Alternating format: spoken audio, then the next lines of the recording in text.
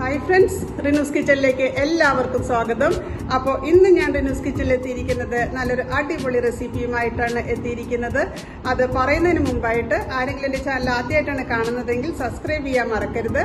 അതുപോലെ തന്നെ ലൈക്ക് ചെയ്യുക, സപ്പോർട്ട് ചെയ്യുക. അപ്പോൾ ഞാൻ ഇന്ന് പറയാൻ പോകുന്ന റെസിപ്പി അച്ചിങ്ങയും ചെമ്മീനും കൂടി ഒലത്തുന്ന വിധമാണ്.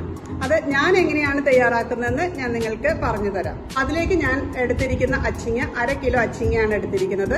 പിന്നെ ചെമ്മീൻ ഒരു 1.5 പിടി ചെമ്മീനാണ് ഞാൻ എടുത്തിരിക്കുന്നത്. ഇത് രണ്ടും നന്നായി കഴുകി വൃത്തിയാക്കി അരിഞ്ഞ് വെള്ളം വാലാനായിട്ട് വെക്കുക. അതിനുശേഷം ഒരു ചീനച്ചട്ടി അടുപ്പത്തേക്ക് വെച്ചിട്ട് കുറച്ച് വെളിച്ചെണ്ണ ഒഴിച്ചതിന് ശേഷം കുറച്ച് ചെറുന്നുള്ളിയും വെളുത്തുള്ളിയും കൂടിയിട്ട് ചതച്ച് മൂപ്പിക്കാനായിട്ട് ഇടുക. അതിന്റെ കൂട്ടത്തേക്കിട്ട് തന്നെ നമുക്ക് കറിവേപ്പിലേക്ക് ചേർക്കാം കേട്ടോ. അത് മൂത്ത് വരുമ്പോൾ നമുക്ക് കുറച്ച് മുളക് പൊടിയും കുറച്ച് കുരുമുളക് പൊടിയും കുറച്ച് മഞ്ഞൾപ്പൊടിയും ആവശ്യത്തിന് ഉപ്പും ചേർത്തിട്ട് നമുക്ക് ഒന്നും കൂടി നമുക്ക് വഴറ്റിയെടുക്കാം. അത് വഴന്നു വന്നതിന് ശേഷം നമ്മൾ നന്നാക്കി കഴുകി വെച്ചിരിക്കുന്ന അച്ചിങ്ങയും ചെമ്മീനും നമുക്ക് ഈ ചീനച്ചട്ടിയിലേക്ക് ഇട്ട് കൊടുക്കാം.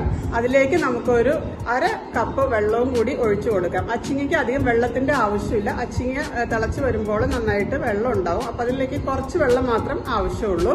അപ്പോൾ അത് നന്നായിട്ട് മൂടി വെച്ചിട്ട് നമുക്ക് ലോ ഫ്ലെയിമിൽ വെച്ച് ഒരു 8-10 മിനിറ്റ് നമുക്ക് വേവിക്കാം.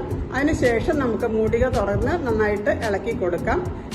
എന്നിട്ട് നമുക്ക് അതൊരു അച്ചിങ്ങ കഷ്ണം എടുത്ത് കടിച്ചു നോക്കാം, വെന്തോന്നുള്ളത് കടിച്ചു നോക്കാം. അപ്പോൾ വെന്തിട്ടുണ്ടെങ്കിൽ നമ്മൾ തീ കുറച്ച് വെച്ചിട്ട് നന്നായിട്ടൊന്ന് വഴറ്റി, വേണമെങ്കിൽ കുറച്ചുകൂടി വെളിച്ചെണ്ണ ഒഴിച്ചു കൊടുത്തിട്ട് ഒന്നുകൂടി വഴറ്റിയിട്ട് നന്നായിട്ട് എടുക്കുക. അപ്പോൾ തന്നെ നമുക്ക് നല്ലൊരു സ്മെല്ല് നമുക്ക് അനുഭവപ്പെടും.